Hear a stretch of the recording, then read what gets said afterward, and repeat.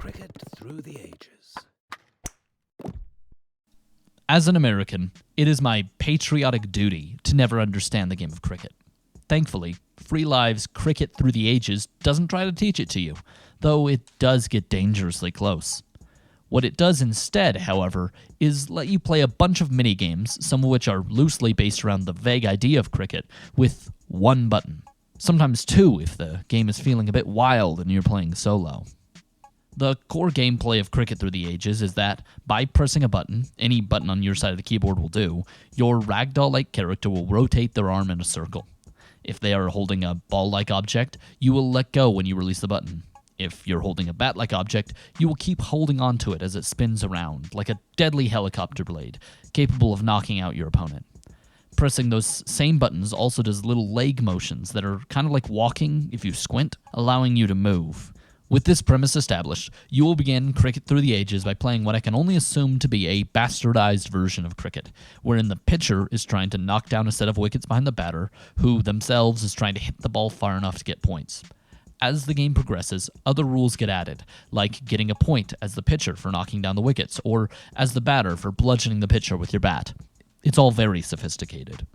Later iterations see you taking these mechanics into far-flung settings like World War II in the Olympic Games, using variations on the arm-spinning, single-button pushing mechanics to toss grenades, climb walls, and shoot arrows in order to best your opponent, or work with your ally, depending on the game.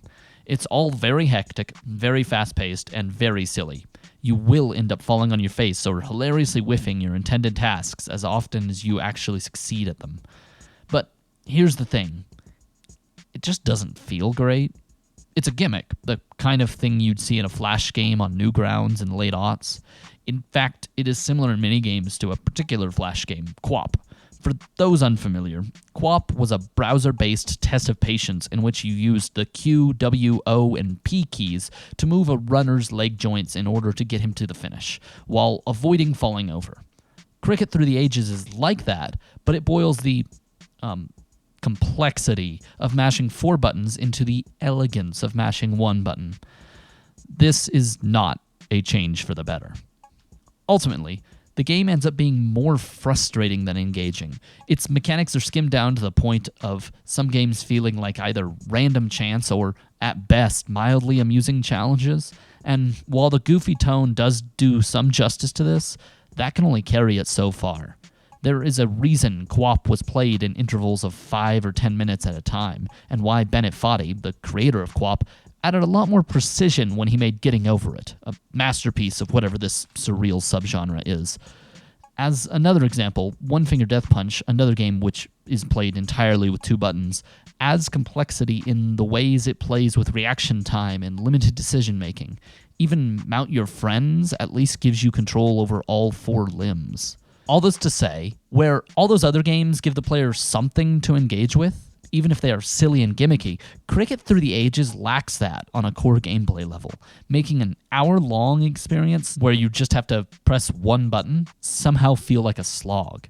And its fun tone just doesn't excuse its dull design. While teeing up against your friend can be fun for a few minutes, even decapitating your rival with a croquet mallet can only be so fun for so long with such bare-bones gameplay.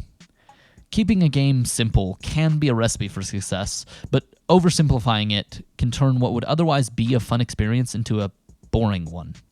Unfortunately, that's where Cricket Through the Ages ends up. We're going to give this one a 5.5 out of 10, because Cricket Through the Ages is all, well, crickets.